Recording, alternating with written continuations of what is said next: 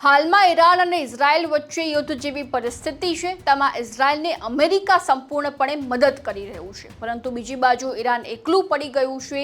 કોઈ ઇસ્લામિક દેશ તેની સાથે નથી। ખાસ કરીને જો પાકિસ્તાનની વાત કરવામાં આવે તો તેને ઈરાનને મદદ કરવાની સ્પષ્ટ ના પાડી દીધી। તેના પાછળનું કારણ શું છે ને બીજી બાજુ પ્રશ્ન એ પણ છે કે શું હવે ઈરાન બાદ પાકિસ્તાન અમેરિકાના ટાર્ગેટ પર છે? પાકિસ્તાન ઈરાનને કેમ સપોર્ટ નથી કરી રહ્યું? અને એવા અનેક પ્રશ્નો જે હાલમાં ઉઠી રહ્યા છે અને તે જ અંગે ચર્ચા કરીશું આજે આ વિડીયોમાં। નમસ્કાર, સ્વાગત છે આપનું ક્રાંતિ માર્ગમાં। હું છું મિક્ષુ ઠક્કર આપની સાથે। પાકિસ્તાન ઈરાનને કેમ સપોર્ટ નથી કરી રહ્યું તો સવાલનો જવાબ એ છે કે પાકિસ્તાનનું ખરડાયેલું અર્થતંત્ર તેમને ડિપ્લોમેસી કરતાં ડિફોલ્ટ થવાનો વધુ ડર છે। એક બાજુ પાકિસ્તાન સાઉદી અરેબિયા અને અમેરિકા પાસેથી દેવા માટે કરગરી રહ્યું છે, તો બીજી બાજુ પાકિસ્તાની જનતા સસ્તા ઈરાની તેલ માટે ઝંખી રહી છે। આજે ઈરાનના થયા છે, ભવિષ્યમાં તેવા જ હાલ અમેરિકા પાકિસ્તાનના પણ કરી શકે તેવી શક્યતાઓ વર્તાઈ રહી છે।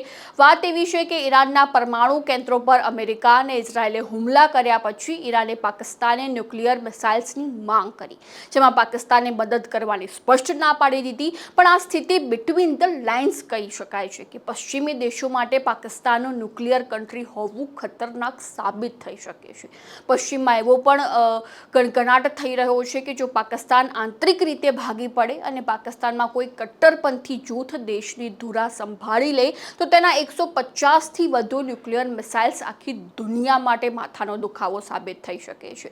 ખુદ પાકિસ્તાનના ડિફેન્સ મિનિસ્ટર ખ્વાજા આસિફનો ડર વ્યાજબી કહી શકાય કે ઈરાન પછી અમેરિકાનું નિશાન હવે પાકિસ્તાન હોઈ શકે છે, કારણ કે પાકિસ્તાનનું ઇસ્લામિક દેશ હોવું નહીં પરંતુ ન્યુક્લિયર સ્ટેટ હોવું જે ખૂબ ખતરનાક છે। ઈરાનની જેમ હવે પાકિસ્તાનના ન્યુક્લિયર વેપન્સ તહેસ નહેસ કરવા પશ્ચિમ પ્લાન ઘડી રહ્યું છે, એટલે હાલમાં પાકિસ્તાન માટે ખતરનાક ઘડીઓ ચાલી રહી છે। બીજી બાજુ જો વાત કરવામાં આવે તો પાકિસ્તાન હંમેશા ભારતનો વિરોધ કરતો આવ્યું છે, પરંતુ હાલમાં આ દેશ અંદર ખાને ઘણી મુશ્કેલીઓ વેઠી રહ્યું છે, જેમાં ડામાડોળ અર્થતંત્ર, બલુચિસ્તાનનો આંતરિક વિખવાદ, અફઘાનિસ્તાન દ્વારા કરવામાં આવી રહેલા સતત હુમલાઓ, એટલે પાકિસ્તાન ચારે બાજુ સંકટોથી ઘેરાયેલું જોવા મળી રહ્યું છે। અને આવા સમયે જો પાકિસ્તાન શાંતિ સમજી જાય કે આપણે હવે આતંકવાદી પ્રવૃત્તિ જે કરી રહ્યા છીએ અન્ય દેશોમાં જઈને તેને રોકવી પડશે અને માત્ર દેશના વિકાસ માટે કામ કરવું પડશે, ત્યારે આ દેશ આર્થિક સંકટથી બહાર આવશે।